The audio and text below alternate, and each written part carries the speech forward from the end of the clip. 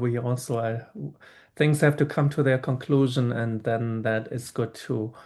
So let me see to move to the next slide. So again, here's the overview of where we're at today. These are the four lectures all together. And while we looked at the background in Aristotle, we looked at Aquinas on what is prudence.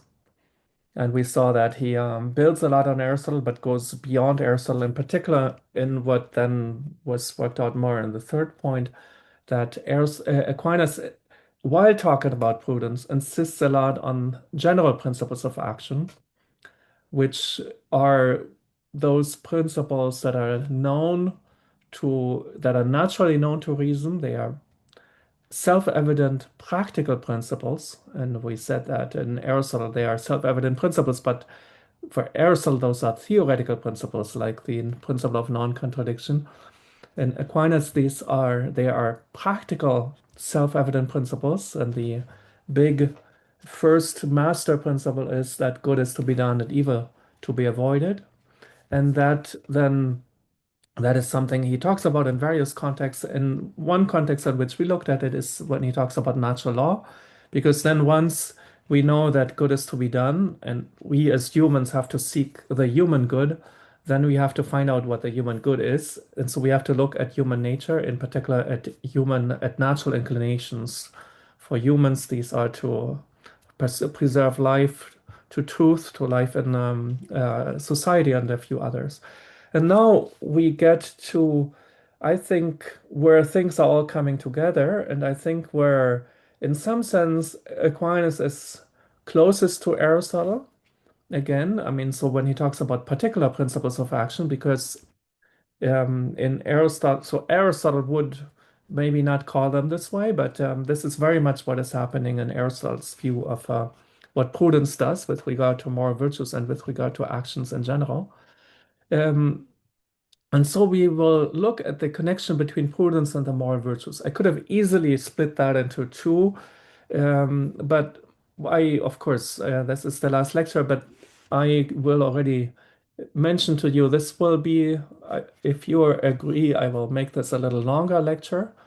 Then if people need to leave, you can just silently leave Zoom. But it has to be a longer lecture just because I have to get again, some of the Aristotle background which we have not yet seen, and which is actually, I think, what is the most interesting part in Aristotle's account on prudence, and then in what Aquinas makes of it.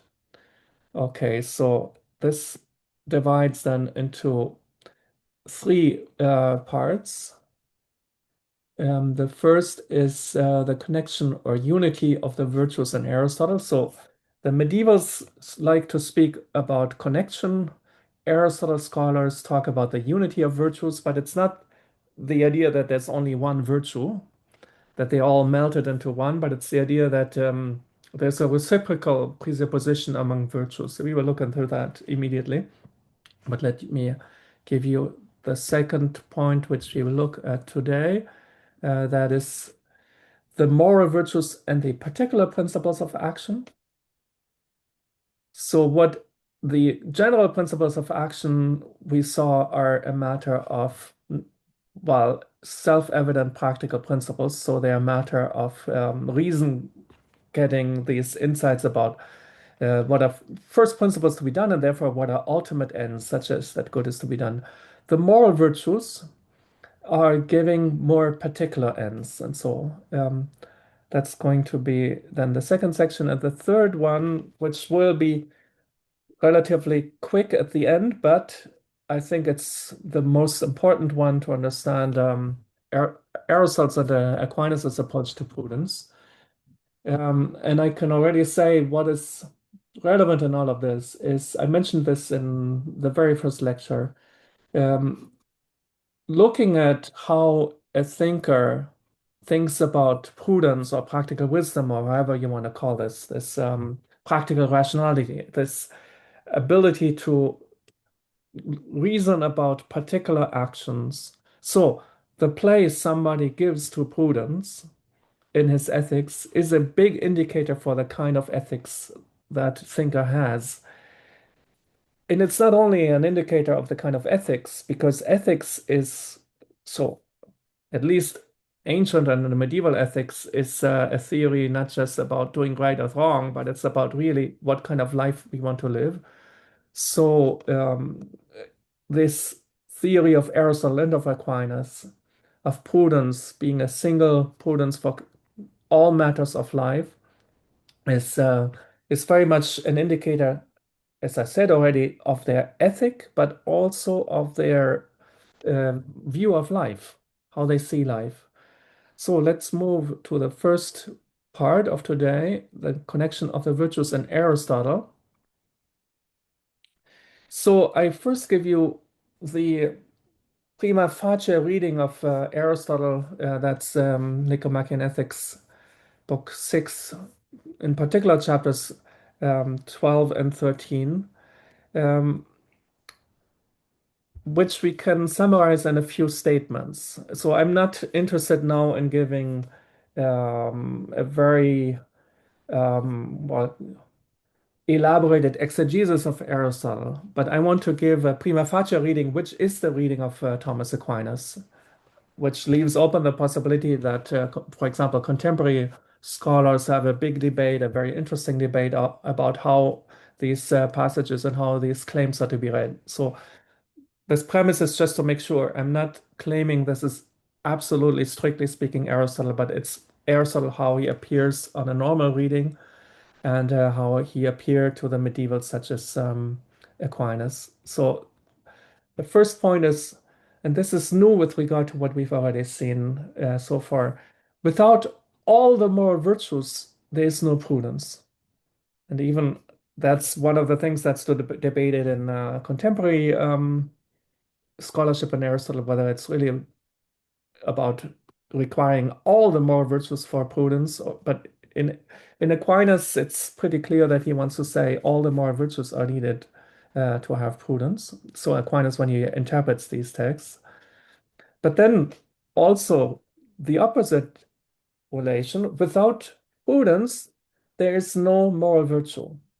And we can restate the first sentence, the first claim here. We can put it this way: if we lack a single moral virtue, we have no prudence. So that is just another way of expressing number one. And statement two: if we lack prudence, we have no single moral virtue.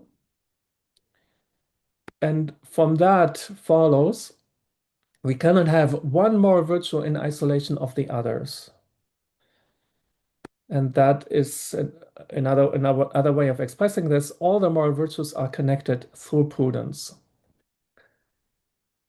So here, well, my first section is on Aristotle, but of course, with an eye to what Aquinas is doing. So let me say something quickly on this, which is a little bit anachronistic with regard to Aristotle, but it's it's important for the context of Aquinas. The Stoics, who come, of course, after Aristotle, pick up this idea of the connection of the virtues. And they come up with a formula which we find, for example, in Cicero, um, either, how is it again? Um, Either you have all or you have none. So it's really an all or nothing statement. Or rather, now I remember better. If you have one, you have them all. So if you have one virtue, you have them all. In other words, if you don't have them all, you don't even have a single one. So then if you have one, that means by implication that you have them all.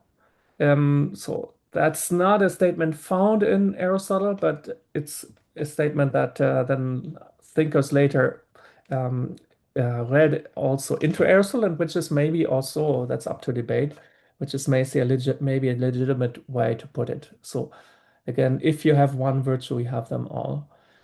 Now let's look at this first point: without all the moral virtues, no prudence. Let's look at this with by actually looking at the text. And first, again, I have to give you the famous goal passage, which we've seen a few times already. Further, we fulfill our function insofar we have prudence and the moral virtues. For virtue makes the goal right, and prudence makes the things promoting the goal right. Um, just a little bit further down, a few lines further down, the text continues. Now, virtue makes the decision correct, but the actions that are naturally to be done to fulfill the decision are the concern not of virtue, but of another capacity. So let's take a look at what this other capacity is. That's what, in fact, I can already say in the heading, it's clear, it's cleverness. So he says that right away. And just in what follows, a few lines down, there's a capacity called cleverness, which is such as to be able to do the actions that tend to promote whatever goal is assumed and to attain them. If then the goal is fine, cleverness is praiseworthy, and if the goal is base, cleverness is knavery. So cleverness is morally neutral. It's just the ability to find the means to the end. So you can use that also if you want to rob a bank. You better have cleverness so that you don't do it in a stupid way. Um, the text continues, prudence is not cleverness, though it requires this capacity. And then further, still the same text, prudence, this eye of the soul, requires virtue in order to reach its fully developed state, as we have said and as is clear. For inferences about actions have a principle, since the end and the best good, to Ariston, is this sort of thing, whatever it actually is, let it be any old thing for the sake of argument. And this good is apparent only to the good person. For vice perverts us and produces false views about the principles of action. Evidently, then, we cannot be prudent without being good. So, what is expressed in very technical language is the idea that, of course, when we make actions, we reason toward a certain goal, and then what that goal, what the really worthwhile goal is, that is only apparent to a good person. So, someone who makes, say, bank robbing his or her goal is confused about which goals are truly worth pursuing in life. I want to look in particular now at this idea vice perverts us and produces false views about the principles of action. And here Aristotle has a text that I like very much, which is also of Book 6. Um, it's Book 6, Chapter 5, where he says, temperance preserves the end and vice corrupts the end. So I read it. This is also how we come to give temperance its name, because we think that it preserves prudence. So here, Aristotle is giving us a kind of questionable etymology of temperance, sophrosyne. Sophrosyne has the word sophron. Sophron is wise in Greek. And phron is also the root, which is in phrones is prudence. So then he thinks that sophrosyne can be understood as hos sozusagen phronesin, meaning that which preserves prudence. So apart from the etymology, whether it's good or bad, that's not my concern. But the idea is very interesting, and it continues. Temperance preserves the right sort of supposition. For the sort of supposition that is corrupted and perverted by the pleasant or painful is not every sort. Not, for instance, the supposition that the triangle does or does not have two right angles, but suppositions about what is achievable in action. So I go back to this again. Um, Suppositions that are achievable in action. So what is so interesting about this passage is there's a certain kind of knowledge where to have it is not a matter of, well, intelligence, IQ, education, but it's more a matter of character. So the fact that we are not, well, the fact that we are clear about which ends are worth pursuing, and you can have very um, accomplished people, very smart people who, as a matter of fact, have um, pursue bad ends. I mean, the news in the United States are full, of, for example, of Epstein, and you can think about, what how this applies to a case like that. Um, so this then, without moral virtue nor prudence, the moral virtues give the good end to prudence. Without a good end to which we reason toward, for which we search the means, we cannot speak really of prudence, but only of cleverness. Now let's look at the reverse connection. So this one without moral virtues, no prudence. Um, sorry, I have not even finished reading the text. Um, so we're still on this. For the principles of things achievable in action, are their good? Are their goal? Okay. Here is a statement uh, that Aristotle makes at several points. What are principles in actions are the ends or the goals.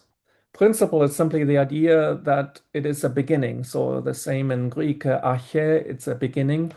The beginning of my action is not necessarily, for example, the beginning of my action of walking home. The beginning of that action is not so much my first step that I actually take, but the beginning of my action is my desire to be home. So in that sense, in when it comes to action, then the principle is the goal or the end. Whereas in theoretical matters, it can be other things. Now the text continues. But if someone is corrupted because of pleasure or pain, no appropriate principle can appear to him. It cannot appear that it is the right goal and cause of all his choice and action. For vice corrupts the principle. So we have again here the statement that we saw in the earlier passage of Book 6, Chapter 12, where he says, vice corrupts the principle. Um, yeah, so the same idea that already positively I mentioned when I commented on the goal passage. Uh, Virtue makes the end right, which means if I have generosity, then acting generously for me is an end. If I have the vice of stinginess, then it's not acting generously that is my end, but it's rather preserving money, for example. So vice corrupts the principle, the end. Now we are ready for the reverse relationship without prudence, no moral virtue. And here there are several passages in the Nicomachean where Aristotle talks about that, but here I'm staying within the context of his book 6, chapter 13, where he then talks about the connection or unity of the virtues. And he introduces this, makes this distinction between full virtue and natural virtue, which, as we would see immediately, he says it's analogous to the distinction between prudence on the one side and cleverness. So we have here full moral virtue and natural virtue. And the text goes like this. For virtue is similar in this way to prudence, and here it is understood that he's talking about moral virtue. Virtue is similar in this way to prudence, as prudence is related to cleverness, not the same but similar, so natural virtue is related to full virtue. Um, the translation raises a difficulty. So physique arrêté for natural virtue, or natural virtue rather for physique arrêté, that poses no difficulty. Curia, donc curia arrêté, curios is the Lord or is the master, so that the master virtue.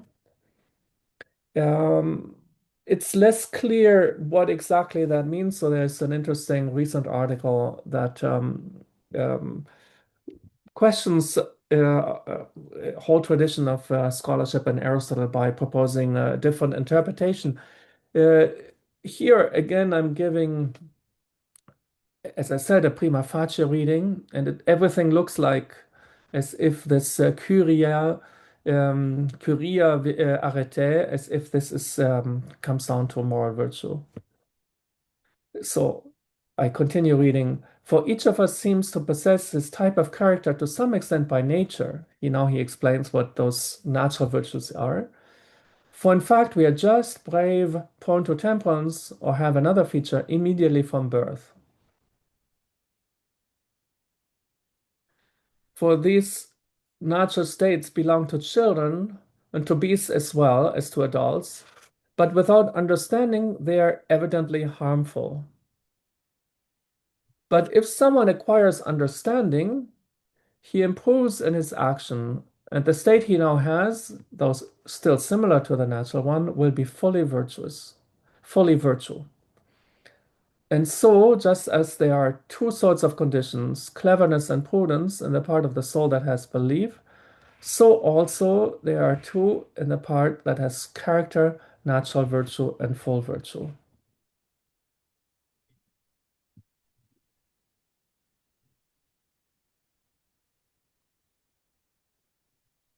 And of these, full virtue cannot be acquired without prudence. So that's now the conclusion that in order to have, well, natural virtue we have from birth, he says, but then to have full virtue, we need understanding. And there he actually uses the word nous for understanding. And that understanding in practical matters is given to us through prudence. So full virtue cannot be acquired without prudence. This is why this text speaks to the idea that without prudence, no moral virtue. And as I said, according to most interpretations, full virtue is moral virtue.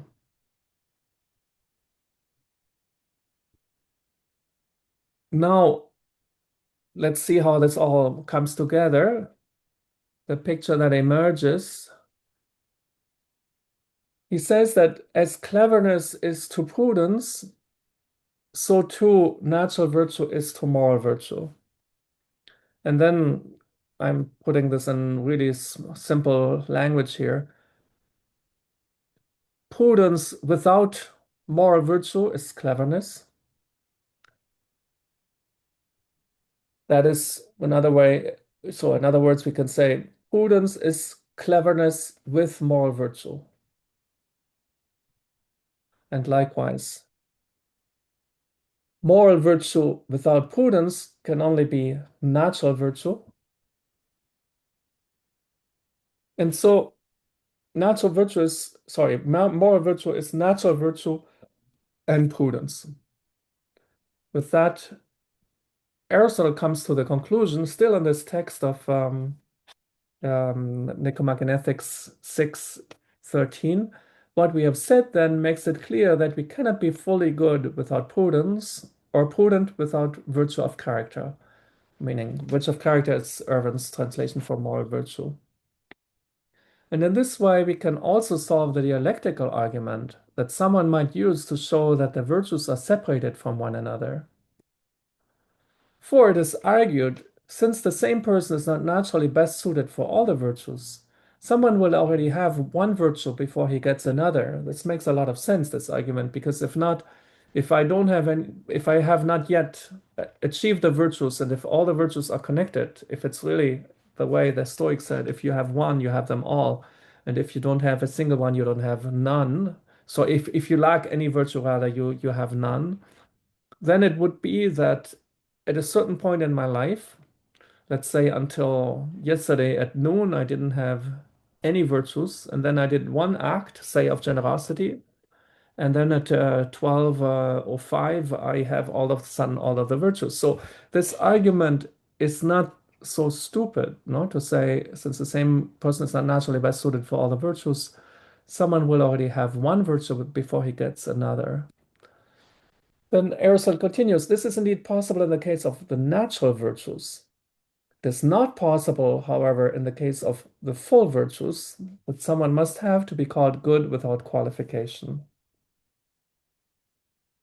For simultaneously with prudence, which is one, all the virtues will exist. And here I retranslated this last sentence in order to stay really close to the Greek.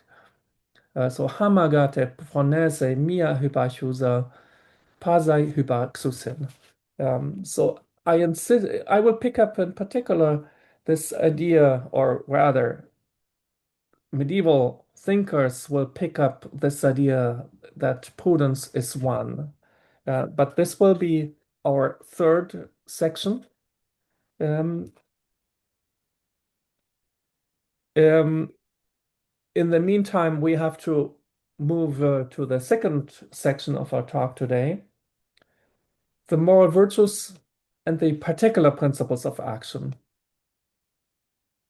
And here I mainly want to read a text by Aquinas, Prima Secunda 58:5.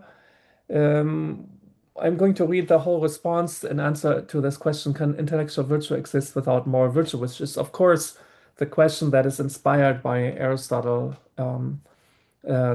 the text we had just read. And we saw a similar text already in one of the earlier lectures. So then he reads, let me see. So I think I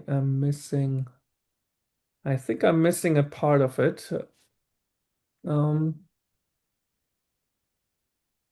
I must have deleted a slide, but I can tell you from memory. So Aquinas says that we need to, in order to act rightly, we need to have both. So we have both have to be rightly disposed with regard to particular universal principles and with regard to particular principles. And then he says, as regards the universal principles of what can be done, a man is correctly related to them, first through the natural understanding of principles, through which a man knows that nothing bad is to be done, and also through some sort of practical knowledge. He continues, however, this is not sufficient for reasoning correctly about particular matters. For it sometimes happens that such a universal principle, known through understanding or knowledge, is corrupted in a particular case by some passion. So here we saw already the example in Aristotle of this passage that he has, temperance preserves prudence, and passions or vice go along with passions, destroy prudence. So passion can corrupt the principle, because if in fact I am determined to always seek sensual pleasure, then I will not reason correctly about the prudence of the virtue of temperance. For instance, in fact, this is his example. For instance, when concupiscence overcomes a human being who has an avid sensory desire, and he desires uh, what he desires seems good to him, even though it is contrary to reason's universal judgment. And so, just as a man is disposed toward being correctly related to the universal principles through natural understanding or through a habit of knowledge, so too, in order for him to be correctly related to the practical principles of what is to be done, that is the ends, he must be perfected by habits in accord with which it becomes in some sense connatural to the human being to judge correctly concerning the end. So here we have, by the way, this Aquinas picks up the idea that ends are principles. Ends are the practical principles. Ends can be universal principles also. I mean, so for example, that the good is to be done, evil is to be avoided. But the ends that we need to have to be clear about for a right action are in particular those that are the particular ends to be pursued. In other words, hardly will we be confused about the idea that good is to be done, evil is to be avoided. The whole problem is how we understand the good and how do we understand evil. Is evil to miss out on pleasure, or is evil rather, for example, to do harm to somebody by seeking pleasure, for example, without respect for the other? So I want to highlight this idea that to be correctly related to particular principles, we have to be perfected by habits that make it in some sense connatural to judge correctly about the end. And this term connatural is very dear to me, and it's very dear to commentators of Thomas. It's an idea that I think he may well have picked up from a translation of Aristotle and a passage in Book 7 of the Nicomachean Ethics, um, where Grosseteste, the translator to Latin of the Nicomachean Ethics, the version that Aquinas reads, where Grosseteste uses the word connasci. We have to, we have to be born together with or grow together with the principles to make them our own. So this idea that habits make it connatural for us to judge correctly means that it becomes naturally for us to make the correct judgment about particular actions. Okay, so I continue reading, and this idea that this habit that makes it correct, connatural to judge correctly about the end, this is affected by moral virtue. For the virtuous individual judges correctly about the end of virtue, since, as Ethics 3 says, such as an individual is, so the end appears to him. And so, what is required for right reason with respect to what can be done, that is for prudence, is that the man have the moral virtue. So, this is where he concludes this question: can intellectual virtue exist without moral virtue? And here, his particular insistence, he has insisted before, at least in the text that we've seen on the practical, on the general principles, but now he insists on the particular principles which are safeguarded by moral virtue. Here he does not cite the gold passage, which again I give you here. Here in this text, he doesn't cite the gold passage, but another very popular passage that the medievals often like to cite from Ethics 3, such as an individual is, so the end appears to him or her. That's the whole idea, which I find very interesting about biases, intellectual biases, but biases that are have to do with our character or our deformed character. And I welcome very much that in the past decades there has been this whole rediscovery of virtue epistemology. So the idea that in order to see correctly, to understand correctly, not about triangles. So this is the text we saw earlier. We don't need more virtues in order to understand that the inner angles of a triangle add up to 180 degrees. But to reason correctly about things that in a certain sense have a price for us to pay. So for me to admit that, I don't know, that everybody should work well and do their homework and should hand in their things on time, that doesn't cost me anything. But if I have to do it myself, there's a cost. And so to allow that for myself, um, for that I need more virtue. And even more so with regard to pleasures, because Aristotle says in a passage from Book 2 that we are easily biased with regard to pleasures. Very quick parenthesis, this passage also from Book 2 is very interesting. We are biased toward pleasures. I always wondered why the medievals don't pick up on it when they are so sensitive to these other passages that express the same idea.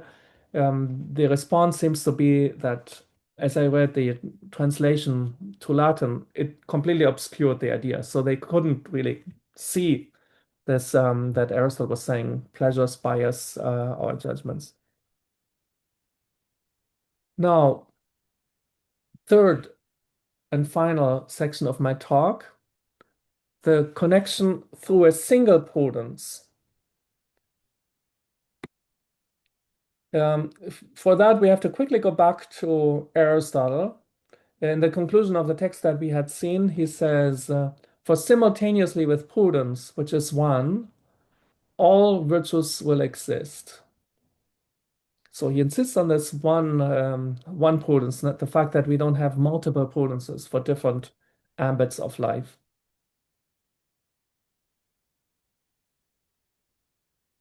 This is something now that Aquinas, in his commentary on this very passage, picks up in a very interesting way. And in a way, it's all the more interesting because usually his commentary is very close to the text, so it's a literal commentary. Rarely he makes digressions where he goes deeper on a certain thing. Usually he just explains in a sort of paraphrasing way. But here he gives us one digression which I find very precious. So it is the following. He comments on Aristotle and then he says, meaning Aristotle says expressly, when the one prudence exists. For if there were different prudences concerning the subject matters of the different moral virtues, in the way there are different types of craft works, here I translate arts, artes, nothing would prohibit that there be one of the moral virtues without the other, each of which would have its own respective prudence. Let's just for a second dwell on this idea. So why why not admit that I can reason correctly with regard to courage-related things? So I fight well with my comrades because courage in Aristotle is bravery. It has to do with mainly with the battlefield. I fight courageously. I know how to therefore to keep my fear and my confidence in balance. And why not admit that I can do this because I have courage prudence, just because through being courageous repeatedly, I have acquired the corresponding courage prudence. But while I am intemperate, and so I lack temperance prudence. If this were the case, then in fact, then it would follow what Aquinas says here, starting on the second line. If there were different prudences concerning the subject matter of different moral virtues, nothing would prohibit that there be one of the moral virtues without another. So then I could actually have my courage with my courage prudence, and I could lack temperance with because I lack temperance prudence. But then Thomas continues, but this cannot be the case, for the principles of prudence are the same for the entire moral realm, namely that all things be related to the rule of reason. Therefore, because of the unity of prudence, all the moral virtues are connected among each other. Aquinas doesn't develop this point very much, but I think we already see that he has an eye for this problem, and so much so that he thinks it's worth opening a digression in his commentary on that. He sees exactly what is at stake. So he sees exactly that if you have multiple prudences, you don't have the connection of the virtues. Because recall, you need to have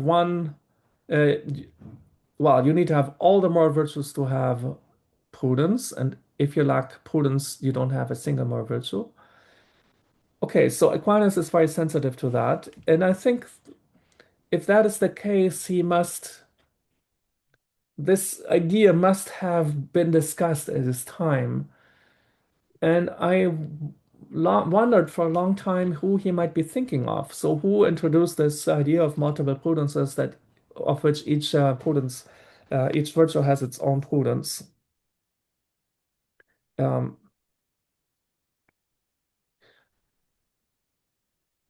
whom may he have in mind? Um, that the virtues are not connected because each has its own prudence was held by Franciscans after Aquinas, for example, by Peter Olivi in a very brief passage, a very interesting thinker, but who had his career um, obstructed through several condemnations, unfortunately. Duns Scotus in his Ordinatio, Distinction 36, where he discusses the connection of the virtues. William of Ockham in Questiones Variae, question 7, which is on the connection of the virtues. Article 2, where it discusses several senses of prudence. But, well, these all come after Aquinas writes his commentary. Before Aquinas, this was my surprise, personally, when I discovered that, it was professed by none other than Albert the Great. in his sentences commentary, which predates Albert's acquaintance with the Nicomachean Ethics in the translation of Grosseteste, the meaning which includes book 6 on prudence. But then even he repeats it in a little bit more camouflaged way in his ethics commentary. And since Aquinas took the class of Albert the Great on the Nicomachean Ethics in Cologne in the early 1250s, Aquinas was well familiar with this idea, and I think he reacts in this digression that we just saw against Albert.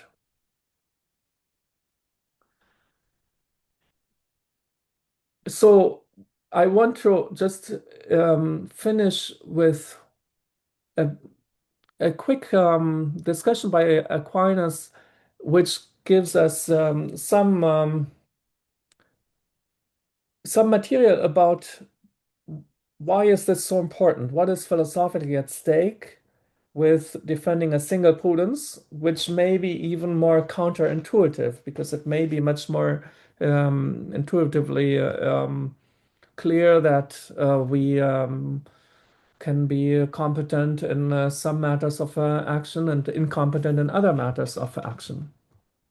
So there's a very interesting question 65. If we had had infinite time, I would have given you some more text from question 65, where Aquinas, it's all about the connection of the virtues. In fact, the question is right there. We see it here cited. Are the moral virtues necessarily connected with one another? There's an opening argument, an objection, if you like, which goes like this. Just as the moral virtues perfect the appetitive part of the soul, so the intellectual virtues perfect the intellective part. But the intellectual virtues are not connected, since someone can have one type of scientific knowledge without having another. Therefore, the moral virtues are not connected either. Now, here is Aquinas' response.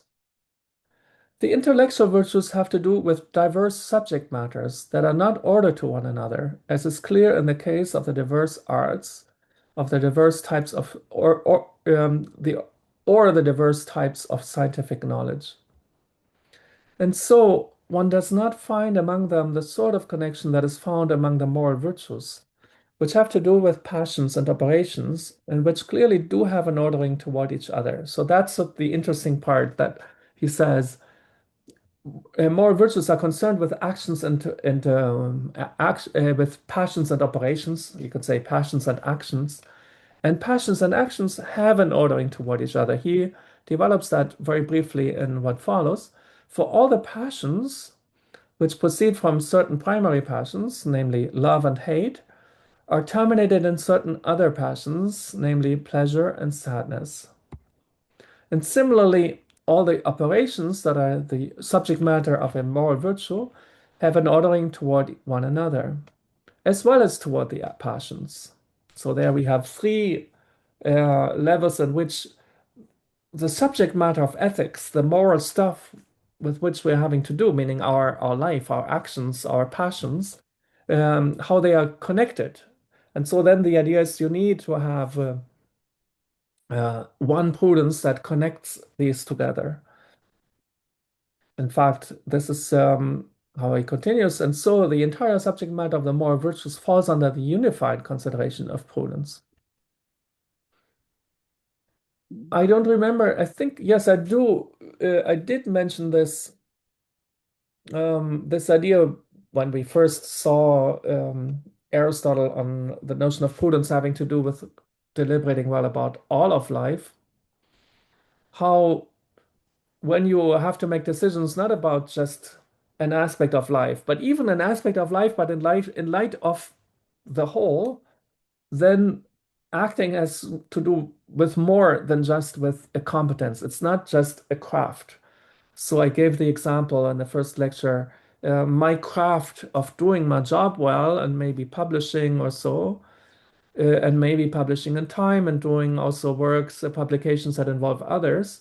Well, if somebody with whom I collaborate has momentary difficulties through sickness or through whatever, then I need to keep that into account, and I cannot simply um, roll him over because I am just concerned with my end, which is to publish and to get this work done.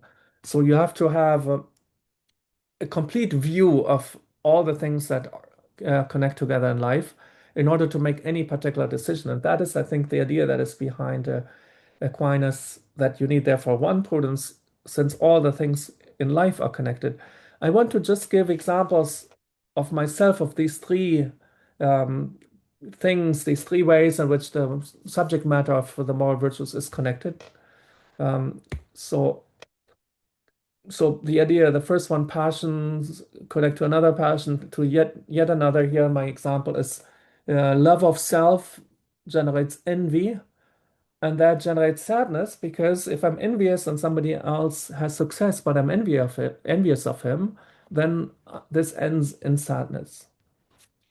Another case, an action leading to an action, an intemperate act can lead to an unjust act. There's a beautiful passage from a later thinker that I have become kind of, well, acquainted, even someone I quite like, John of Pouilly, a student of Godfrey of Fontaine, who develops this idea in some detail. So somebody wants to wants to see a prostitute, but then since he doesn't have any money, but since he cannot control his lust, he is going to, of course, steal the money from somebody else in order to have the prostitute. And then, well, it does not concern him that in doing so, in stealing, he may risk his life because in the Middle Ages, you may have faced capital punishment for such an act. So an action can lead to an action, an intemperate act can lead to an unjust act. You can, of course, also see that in positively. So a temperate act can lead to a just act, or vice versa. Then an example of passion connecting to action and back to passion, the desire to drink can lead me to the act of drinking, and that then gives me satisfaction or pleasure. Now, to end, I want to connect all of this back, and in a way I've done it just a second ago, to the text we saw in the first lecture, which is very much at the origin of all this thought. I mean, philosophically and historically. Aristotle, who says in Book 6, Chapter 5 on prudence, it seems proper to a prudent person to deliberate, to be able to deliberate finally about things that are good and beneficial for himself. And I commented, not just for himself, but that becomes clear elsewhere, for himself and for others. Not about some restricted area, about what sorts of things promote health or strength, for instance, but about what sorts of things promote living well in general. And then I think now this idea that also we see living well in general requires, as I commented just before, requires a single prudence. The fact that both Aristotle and Aquinas insist on this notion of prudence, and then the notion that prudence is one, therefore speaks to a certain view they have of ethics as something that is connected. We just saw that in Aquinas' text. Ethics is connected through just in the same way that it's the things ethics deals with. Life is connected, so we cannot live our life in a compartmental way. It all connects back together, and so that is what I find so interesting about Aquinas and Aristotle's view of prudence.